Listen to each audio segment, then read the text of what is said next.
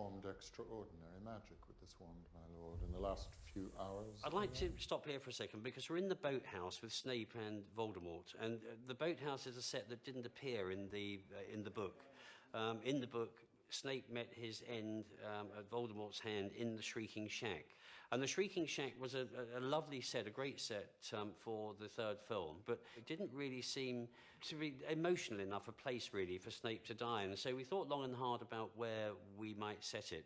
And then it arrived at the boathouse because there's a romance about it, which, you know, for a leading character's death like this, it's good for it to feel, you know, strongly, emotionally kind of romantic.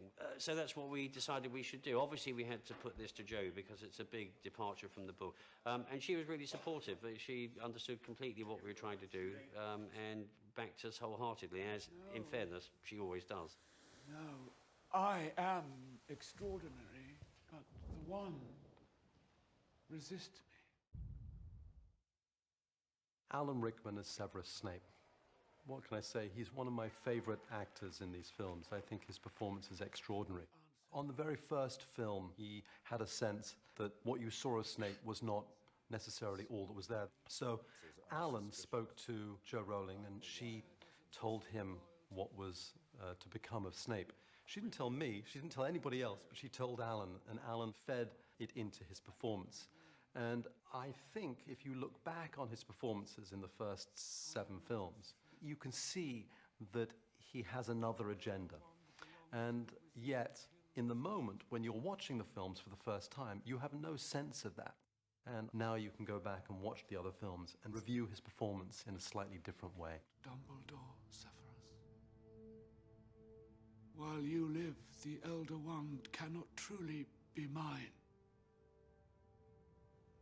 You've been a good and faithful servant, Severus. But only I can live forever.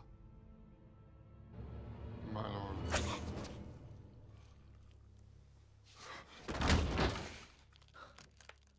Nagini, kill. Let's stop here.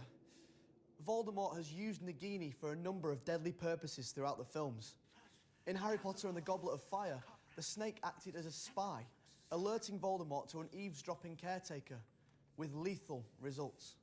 Nagini tells me the old Muggle caretaker is standing just outside the door. Avada Kedavra!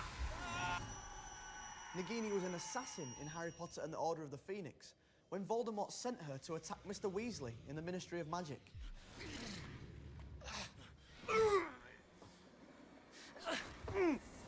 Then, in Harry Potter and the Deathly Hallows Part 1, Voldemort sent Nagini to devour Charity Burbage, the Muggle studies teacher. Nagini, dinner.